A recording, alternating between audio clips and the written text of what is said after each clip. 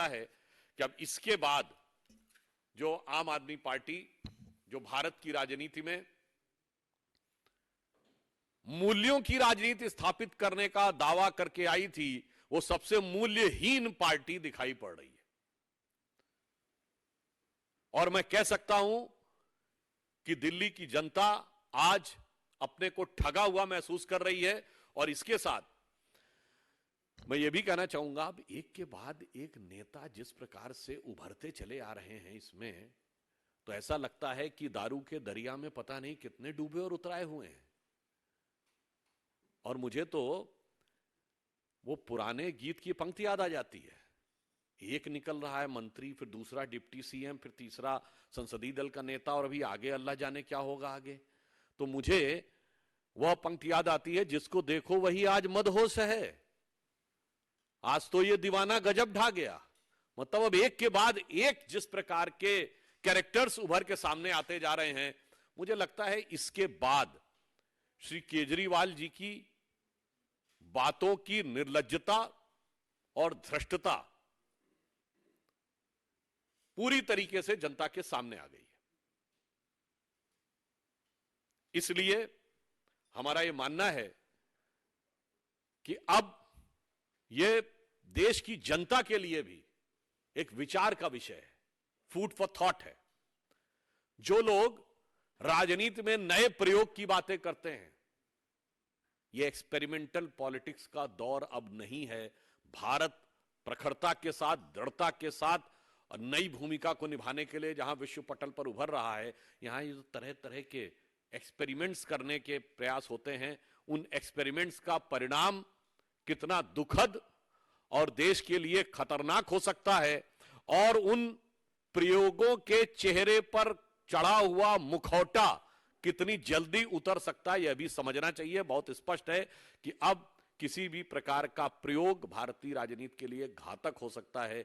यह मेरे विचार से आम आदमी पार्टी के अन्ना आंदोलन से निकली आम आदमी पार्टी के इस चरित्र के बाद यह भी एक विचार के लिए तथ्य देश की जनता के सामने है, और देश की प्रबुद्ध जनता इसे समझ रही होगी। धन्यवाद।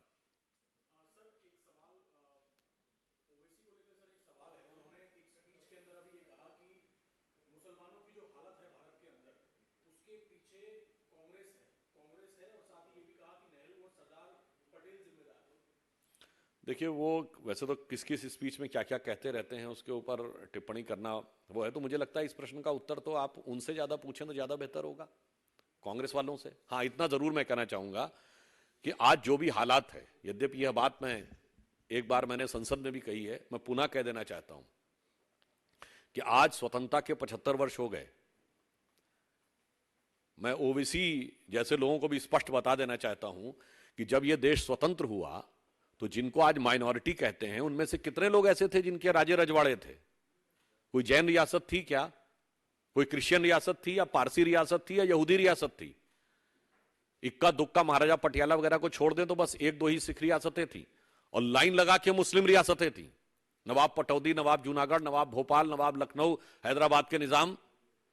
तो फिर क्या हो गया भाई? आप तो सुल्तान आलम थे, हुजूर नवाब थे, क्या हो गया? इसलिए मैं जो बात बोल चुका हूं, ओवैसी जी को समझना चाहिए कि जो हुक्मरान वक्त थे वो आज मजलूम हो गए, क्योंकि सेकुलरिज्म के जाल में ऐसे फंसे कि उल जलूल हो गए।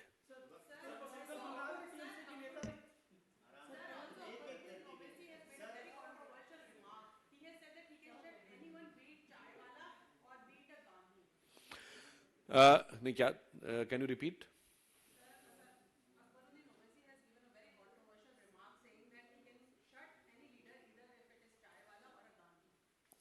Actually, can you point out any of his statement which is non-controversial?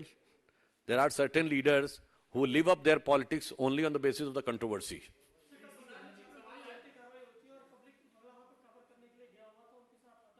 कहाँ?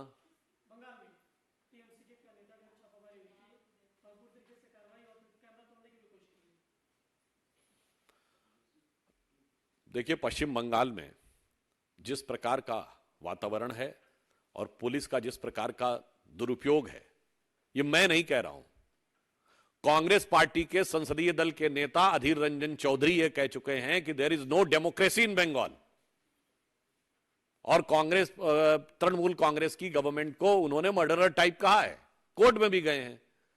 तो भाई हमारी बात पे यकीन ना हो तो अपनों की बात पे तो यकीन कर लें। हमारे कार्यकर्ताओं के साथ होता हुआ अत्याचार विपक्ष को दिखाई नहीं पड़ता है, तो अपने कार्यकर्ताओं के साथ होता हुआ अत्याचार अनाचार तो देख लीजिए। मगर क्या करें कि मोदी विरोध का इतना इश्तेहार आंख पे चिपक गया है कि अपनी कार्यकर्ताओं का भी उनको अत्याचार दिखाई नहीं पड़ता।